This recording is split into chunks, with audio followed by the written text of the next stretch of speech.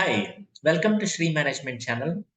For those of you who are here for the first time, let me introduce. My name is Pramod Mukkamala and I have an academic background of an MBA degree from IIM Bangalore in finance. And by virtue of my profession, I'm a tax consultant and a GST practitioner.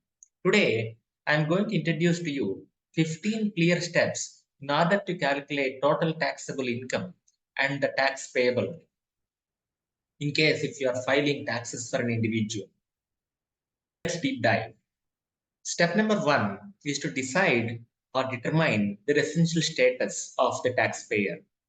So the taxpayer's residential status plays a role in deciding the total income which has to be charged for taxation.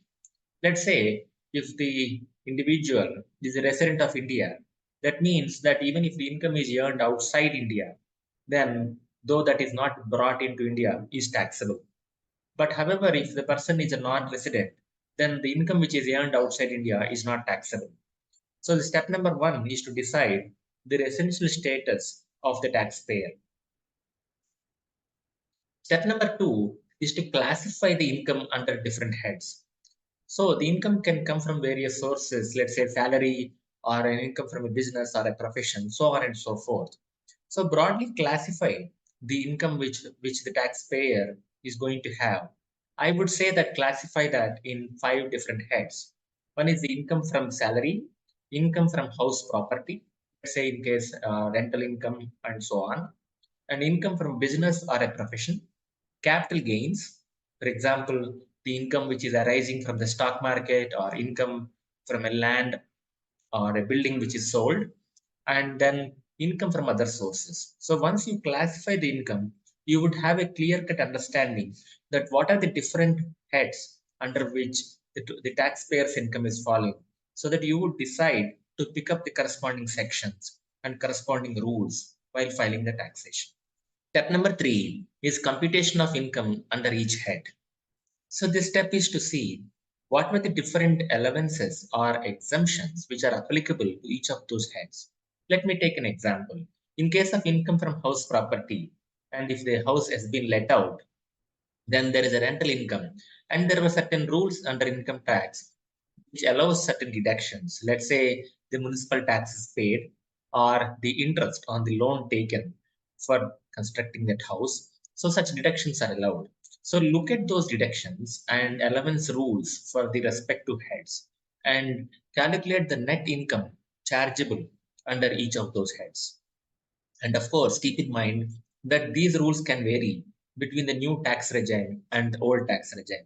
I would have a separate video which helps us to decide which tax regime is better. But for the purpose of this video, keep in mind that in each of those steps, we need to see what are the rules which will be allowed under the new tax regime or the old one. Then step number four is clubbing of income of spouse or minor child. So what happens is that often as individuals, when our income grows, we end up investing or keeping some money in the name of our spouse or the name of our minor child without really looking if they have the substantial revenue generating sources to support such income. So income tax provides additional rules and provisions which really makes such income, though that was really saved in the name of the spouse or a child, to be taxable. So look at the clubbing rules in the name of the spouse or a minor child and bring that income as well and add it to the taxpayer's income as applicable. Step number five is to set off or carry forward the losses. So what happens is that during the course of a business or a profession, there can be losses as well.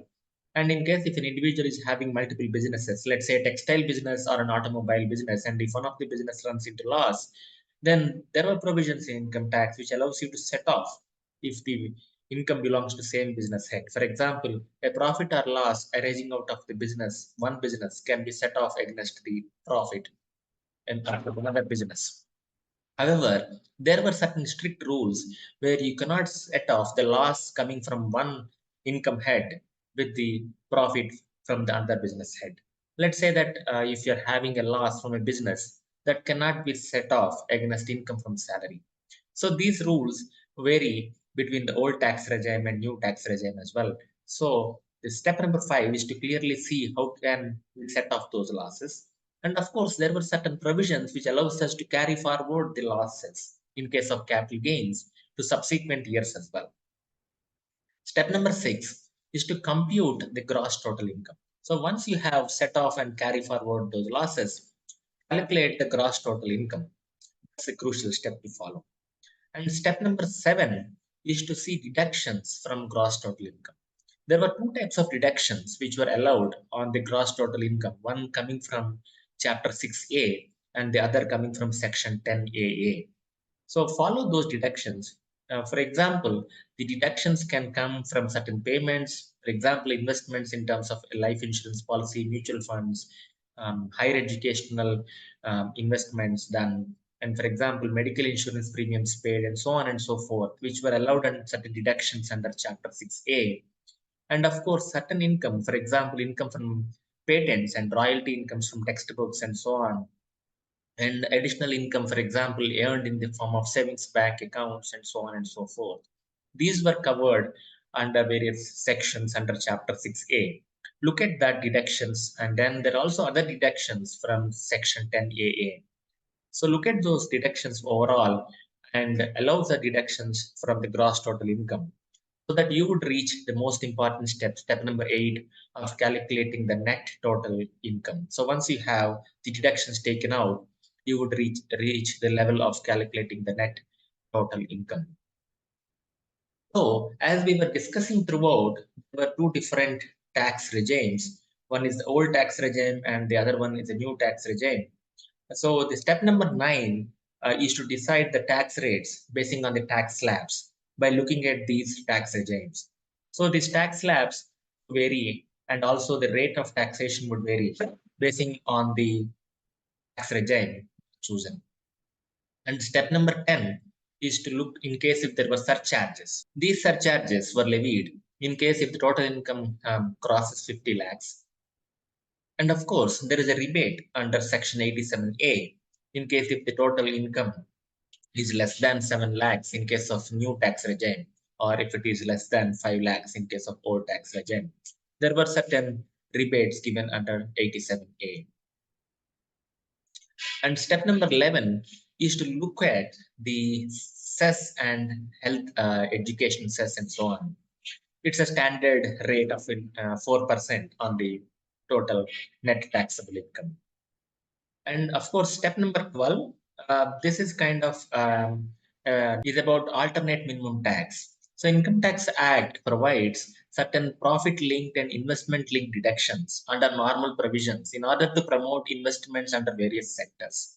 So these consider alternate tax benefits in order to reduce the tax liability of the taxpayer. Yeah? And of course, this brings us the most important step, which is step number 13, to decide if the old tax regime or the default, the new tax regime is beneficial to the taxpayer. So this involves certain amount of discussion. For example, to see if the taxpayer is having certain investments in the form of a home loan, and if he has certain deductions in form of medical insurance premiums where he wants to claim certain exemptions. Also, this discussion is subject to case-to-case analysis of the taxpayer and decide which tax regime has to be chosen. Step number 14 is to look for advance tax and tax deducted or collected at source.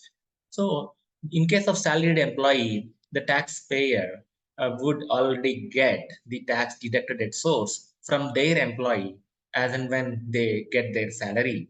However, in case of businesses and professions, they would be doing the advance tax payments under the respective month quarter ends to substantiate their professional income. So look at the tax deductions allowed or tax collected at source, and in case if there were certain advance taxes being paid, and consider that as part of final tax calculation. That brings us step number 15, total tax payable or total tax refundable in case if there was a refund which the individual would get. I hope this brings you a clear-cut understanding to you how to follow a step-by-step approach when you are filing taxes. In case if you have any questions or comments, do post them. Thank you for watching this video, and of course, don't forget to subscribe. Thank you.